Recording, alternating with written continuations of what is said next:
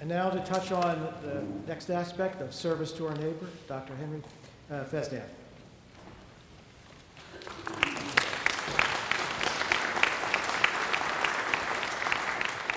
Your Grace, Reverend Fathers, Sisters, distinguished guests, ladies and gentlemen, I'm afraid that I've got to read in order to maintain this 5-minute cutoff. Although nowadays it takes me longer than 5 minutes just to get my socks and shoes on. So please bear with me. And my brother, Father Mark Fesniak, I now understand what you go through every weekend. My charge is service to neighbor, and I've chosen the corporal and spiritual works of mercy to provide a guideline for self-assessment and meditation. St. Thomas Aquinas tells us that mercy is a virtue influencing one's will to have compassion and, if possible, to alleviate another's misfortune. The operative word here, I believe, is compassion, derived from the Latin compate, or with suffering. Unlike sympathy or empathy, compassion hurts. It takes work. By extension, so does mercy hurt.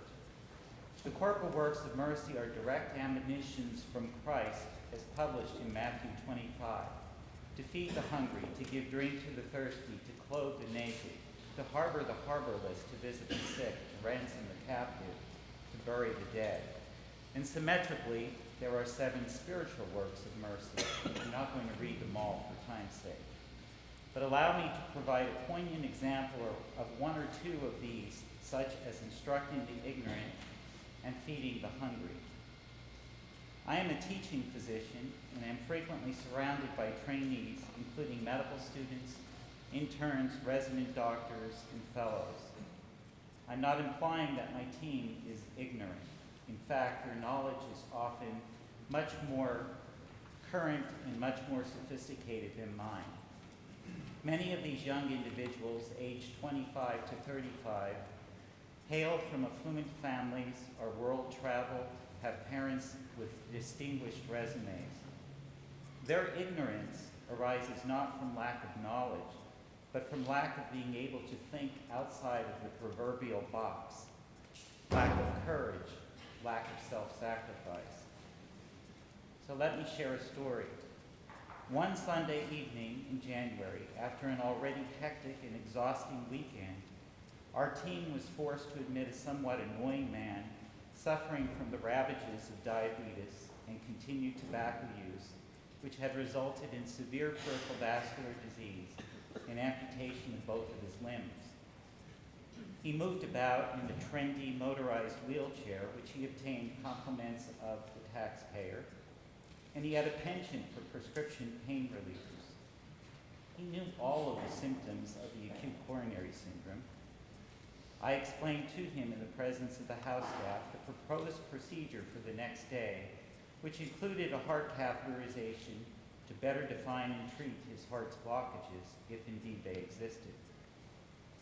He was very anxious about having catheters stuck into his heart. He needed to smoke, and even though the nursing staff had clearly made it known that this was not going to happen anywhere on the hospital property, he had no family or friends present and wanted nothing to do with the hospital chaplain. He was disenfranchised from spirituality or religion. I did my best to comfort him with my words, my touch, as well as my medications. I told the residents that this patient was surely going to give us a challenge.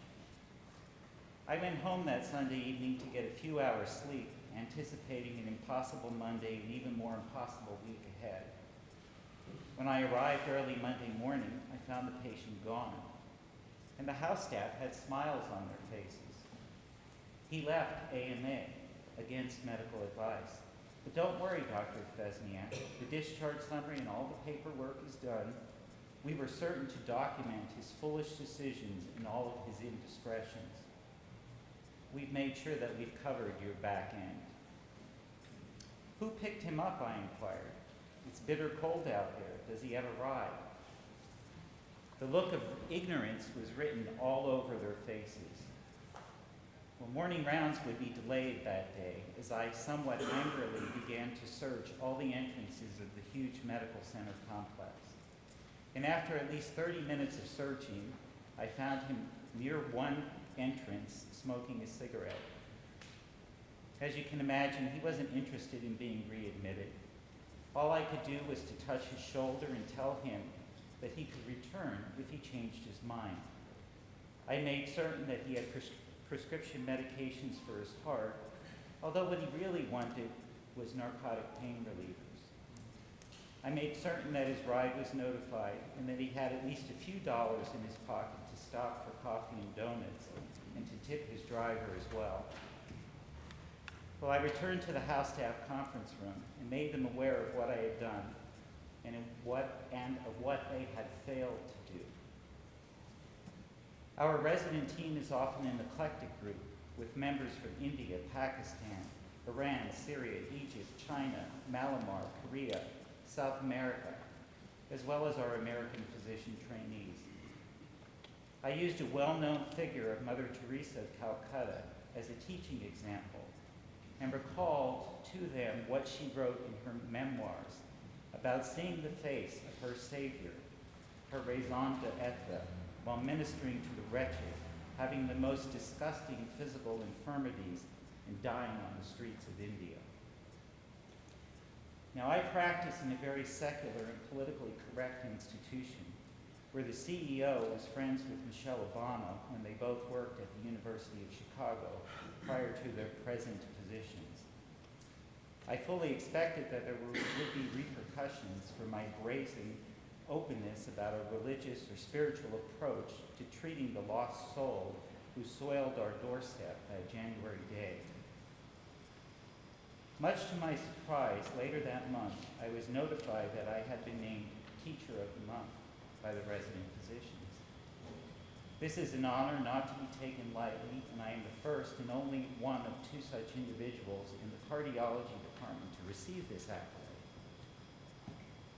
And so I challenge this group, this archdiocese, to seek not only to serve the old and the sick, but to seek out the youth. They are better educated and smarter than we, but they too hunger, they thirst, and they are ignorant. They seek mentors. How shall we fulfill that role? We no longer have parochial schools. America and American culture has changed. The needs and problems of the youth have different names and are seemingly more complex, but unless they are exposed to those courageous enough to reach outside the boundaries of secular society, they will not learn to serve neighbor. They will not learn the beauty of gratitude. They will not achieve happiness.